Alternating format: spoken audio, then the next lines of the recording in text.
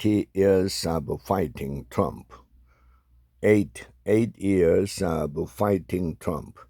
They are burned out. Facing yet another election against him, U.S. liberals struggle with exhaustion. Some are struggling to sustain the searing anger toward Mr. Trump that Democrats have relied on for nearly a decade. In 2017, they donned pink hats to march on Washington, registering their fury with Donald J. Trump by the hundreds of thousands. Then they flipped the House from Republican control, won the presidency, and secured a surprisingly strong showing in the 2022 midterm election, galvanized by their conviction that Mr. Trump and his allies constituted a national emergency.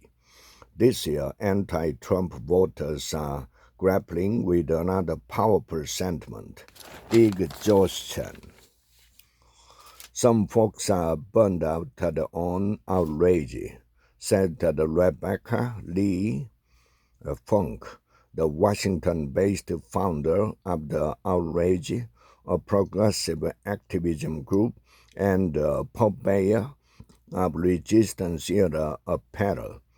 People are tired. I think last election we were desperate to get Trump out of office, and the folks were willing to rally around that singular call to action. And this election feels different.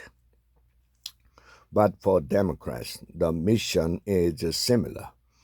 Now, defending the White House, President Biden is trying to reassemble the sprawling anti-Trump coalition, casting the 2024 contest as another battle to save American democracy as Mr. Trump moved toward the Republican nomination.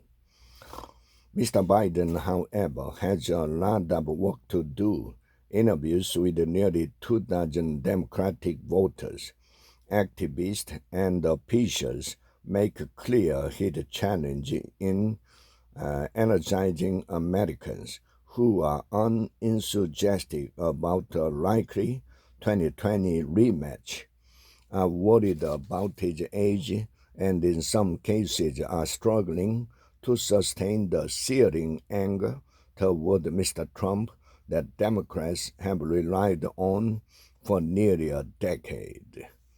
We are kind of like a crisis ad out, said the SC-36, a security guard in Pittsburgh, who called the prospect of a Trump-Biden rematch a dumpster fire. She added, "It's a crisis fatigue for sure."